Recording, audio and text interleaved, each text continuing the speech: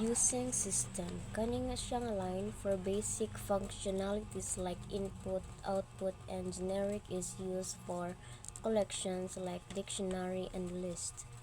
Next, class ATM, a blueprint of creating object in C#.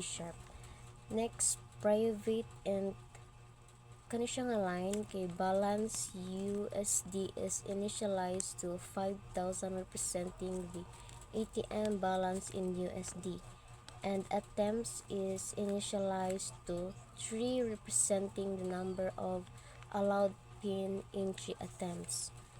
Next, kaning private read-only dictionary, kani siya nga line declares a read-only dictionary name rates that maps currency codes USD, EUR, GBP to their conversion rates validate to USD. Next, private read-only dictionary, kani siya nga line similar to the previous line but this declares another read-only dictionary name limits that specifies the maximum withdrawal limits for each currency. Next, kaning si private read-only list string history new line, kani siya nga line kay read-only list name history that will store the transaction history as strings. Next, kaning line private bool validate pin begins the definition of a private method named validate pin, which is returns a boolean value whether the entered pin is correct. Next nga line while attempts, kani siya nga line kay initiated that continues as long as there are attempts left.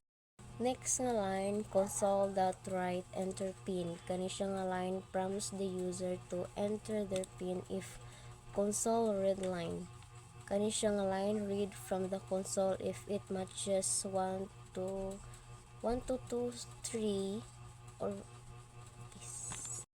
Next nga line if console read line, kani siya nga line kay read from the console if it matches 1 to 3 4 the method returns true indicating successful validation.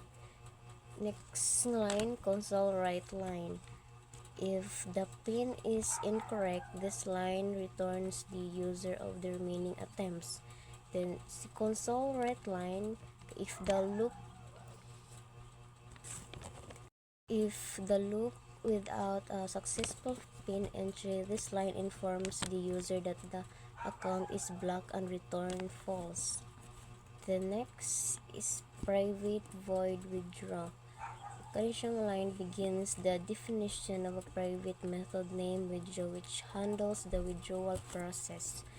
Next, si console.write, kani siya kay the user is prompt to enter the currency they wish to withdraw. Next nga line string currency, kani siya nga line entered currency is read and converted to uppercase for consistency. Next nga line kaning if rates contains key, kani siya nga line check if the entered currency exists in the rates and dictionary, if not it informs the user and exit the method. Next, console.write amount and currency, kani siya kay the user is prompt to enter the amount they wish to withdraw in the specified currency.